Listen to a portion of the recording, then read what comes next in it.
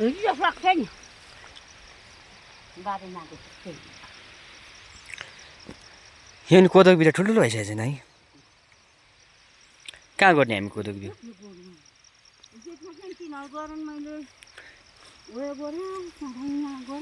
हामी चाहिँ कोदोको बिउ गर्न आइसकेको छ फाइनली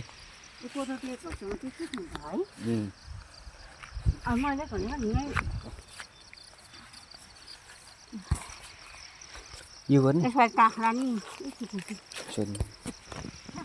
यो चाहिँ लप्सीको रुख हो उनीहरूको चाहिँ हो यताबाट आएको हामी अब कोदोको बिउ यहाँ गर्ने यो मकैबारी त है तलतिर पनि छ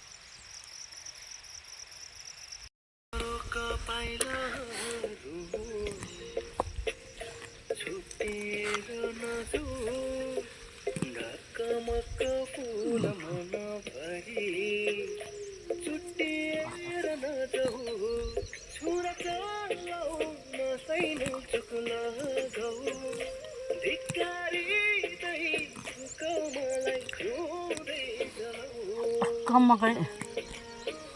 गोडेखिन काटेको थियो अरे दिउँसो तर के लाग्यो बुढीले भयो म गोडे छैन कहिले भन्नु बारी यो एउटा मात्रै कमाइ हुने होइन केही नि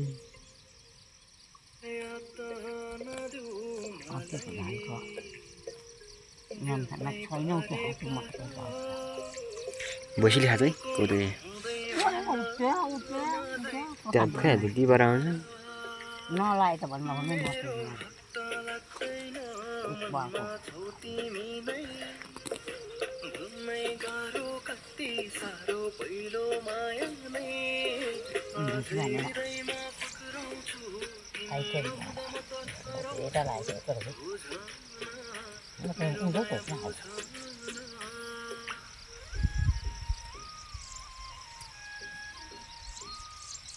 बारीमा चाहिँ अल्छिनहरू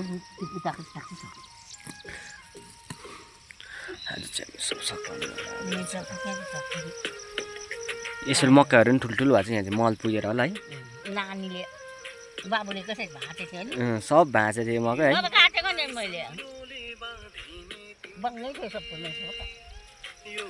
काटेर फेरि यस्तो आएको है माथि